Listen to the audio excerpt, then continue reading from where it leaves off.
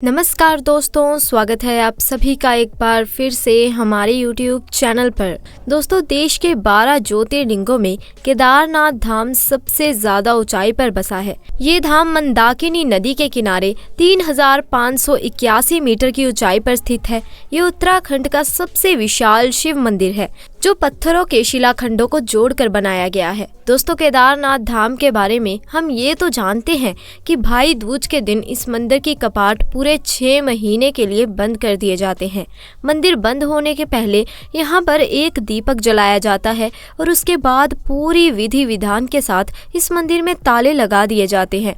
पूरे 6 महीने तक यहाँ इतनी बर्फ पड़ती है कि यहाँ कोई परिंदा भी पर नहीं मारता। लेकिन दोस्तों, आपको ये जानकर आश्चर्य होगा कि इन 6 महीनों में मंदिर बंद होने के बावजूद भी मंदिर के अंदर से घंटी, घंटियाल और डमरू की आवाज आती है। यहाँ जो दीपक जलाया जाता है वो भी 6 महीने तक नियंत्रण जलता रहता है। आखिर जब इस मंदिर का ताला बंद रहता है तो अंदर से घंटी, घड़ियाल और डमरू की आवाज कैसे आती है? आखिर ये दीपक 6 महीने तक कैसे जलता रहता है? आखिर क्या कहते हैं यहाँ के स्थानीय लोग और पुराणों में इसके बारे में क्या कहा गया है? दोस्तों, अगर आप केदारनाथ धाम में आस्था रखते हैं तो इस वीडियो को पूरा जरूर देखें। बिल्कुल भी आप वीडियो को स्किप ना करें। तो चलिए दोस्तों, वीडियो शुरू करते हैं। कहते हैं कि महाभारत काल में केदारनाथ का निर्माण हुआ था और इसे पांडवों के द्वारा किया गया था। उसके बाद समय समय पर यहाँ पर कई प्राकृतिक आपदाएं आई, लेकिन मंदिर हमेशा सुरक्षित रहा। यहाँ तक कि एक समय में तो मंदिर 400 सालों तक बर्फ में दबा रहा, लेकिन उसे कुछ नहीं हुआ। 2013 में आई भीषण आपदा में केदारनाथ के पीछे चमत्कारी रूप से भीमशिला आ गई, जिससे मंदिर की सुरक्षा हुई। जब आप केदारनाथ धाम जाएंगे तो देखेंगे कि मंदिर का निर्माण भूरे रंग के विशाल पत्थरों, चट्टानों की शिलालेखों से किया गया है। इनको जोड़ने के लिए आपस में इंटरलॉकिंग की गई। अब ये रहस्य की बात है कि इतनी ज्यादा ऊंचाई पर इन पत्थरों व शिलाखंडों को कैसे पहुंचाया गया होगा, साथ ही इन्हें कैसे एक के ऊपर एक रख कर मंदिर का निर्माण किया। दोस्तों, केदारनाथ मंदिर का ऐसा भविष्य निर्माण आज के समय में केवल परिकल्पना ही की जा सकती है। पांडवों के बाद इस मंदिर का पुनर्निर्माण आदि गुरु शुक्राचार्य द्वारा किया गया। इसके बाद उन्होंने इस मंदिर के पीछे समाधि ले ली थी जो आज तक वहां पर है। इसके बाद 10वीं से लेकर 13वीं शताब्दी के बीच कई भारतीय राजाओं द्वारा मंदिर का पुनर्निर्माण करवाया गया, जिससे इसका जीर्णोद्धार हुआ था।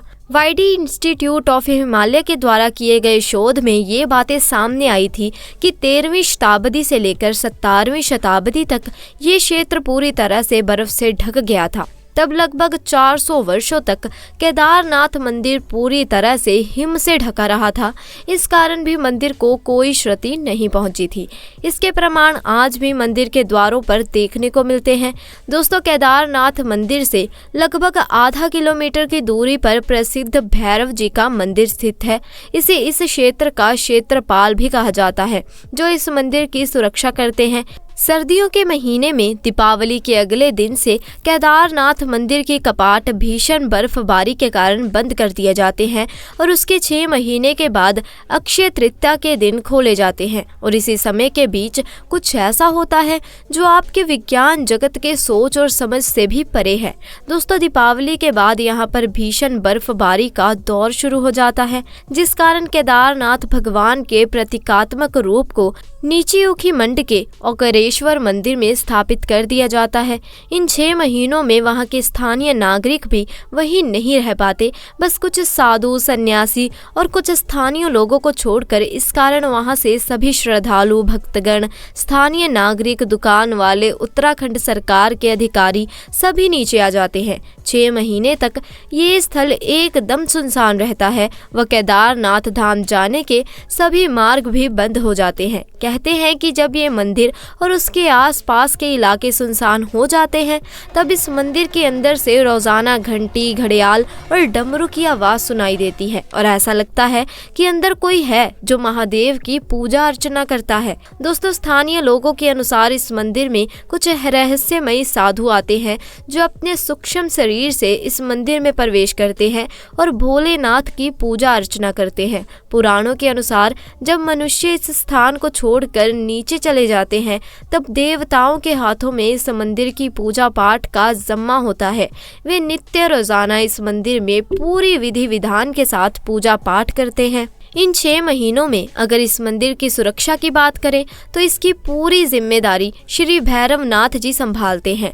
जो भी भक्तगण केदारनाथ मंदिर के दर्शन हेतु आते हैं उन्हें पहले श्री भैरवनाथ मंदिर के दर्शन करने अनिवार्य हैं, अन्यथा केदारनाथ मंदिर की यात्रा विफल मानी जाती है। जब मंदिर के पुजारी के द्वारा 6 महीने के बाद केदारनाथ धाम के कपाट खोले गए तब भी वहां पर अखंड ज्योति जलती हुई मिलती है। साथ ऐसा प्रतीत होता है कि कल ही यहाँ किसी ने पूजा की थी। 6 महीने तक मंदिर बंद रहने के पश्चात भी ऐसा प्रतीत होता है कि मंदिर की अच्छे से साफ सफाई की गई है। माना जाता है कि इस दिव्य ज्योति का दर्शन बहुत ही पुण्य वाला माना जाता है, जिस कारण इसके दर्शन के लिए बड़ी संख्या में श्रद्धालु यहाँ पर आते हैं। केदारनाथ मंदिर के पीछे स्थित इस कुंड में केदारनाथ के अभिषेक का जल रहता है। कहा जाता है कि ये जल अमृत के समान है। यही कारण है कि यहाँ पर आने वाले श्रद्धालु इस अमृतमय जल को पीते हैं। मान्यता है कि जल से लोगों की त्वचा संबंधी बीमारियां भी दूर हो जाती हैं।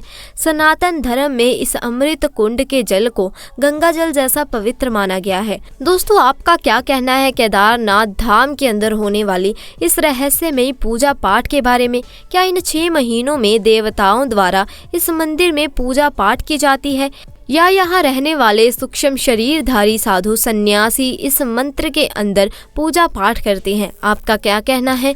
इसके बारे में अपना जवाब कमेंट के माध्यम से ज़रूर दें। साथ ही दोस्तों, आपको बता दें, कविंदितियों में बताया गया है कि जब महाभारत युद्ध के बाद पांडवों पर अपने भाइयों और सगे संबंधियों की हत्या का दोष लग गया था, तब भगवान श्री कृष्ण ने उन्हें भगवान शिव से क्षमा मांगने का सुझाव दिया था। लेकिन शिव जी पांडवों को क्षमा नहीं करना चाहते थे, इसीलिए उन्होंने पांचों की नजर में न आने के लिए बैल यानी नंदी का रूप धारण कर लिया और पहाड़ों में मौजूद मवेशियों में छुप गए थे। लेकिन गदाधारी भीम ने उन्हें देखते ही पहचान लिया और शिवजी का यह भेद सबके सामने आ गया। लेकिन जब भोलेनाथ ने वहां से भी किसी अन्य स्थान पर जाने की कोशिश की तब भीम ने उन्हें रोक लिया और शिवजी को उन्हें क्षमा करना पड़ा। बता दें कि जिस स्थान पर पांडव शंकर जी से मिले थे उस स्थान को गुप्त काशी के रूप में जाना जाता है। लेकिन कुछ ही समय बाद गुप्त काशी से भी भोलेनाथ अदृश्य हो गए और 5 सिद्ध रूपों में प्रकट हुए। वो 5 रूप हैं, केदारनाथ में उनके कुल्ले हैं, रुद्रनाथ में उनका मुख मौजूद है, तुंगनाथ में हाथ और मध्य महेश्वर में उनका पेट मौजूद है। महादेव की जटाएं कल्पेश्वर में मौजूद है। इन 5 सिद्ध स्थानों को पंच केदार के नाम से भी जाना जाता है। तो दोस्तों, आज के लिए बस इतना ही। आपको हमारी आज की ये जानकारी कैसी लगी कमेंट सेक्शन में ज़रूर बताएं। साथ ही दोस्तों, अगर आपको हमारी आज की ये वीडियो पसंद आई हो तो इसे लाइक करें, अपने दोस्तों के साथ ज़्यादा से ज़्यादा शेयर करें और अगर आप हमारे चैनल पर नए हैं तो चैनल को भी जल्दी से जाकर सब्सक्राइब कर दें। जल्द मिलेंगे ऐसी ही नई जानकारी के साथ। तब तक के लिए आपका बहुत बहुत धन्यवाद।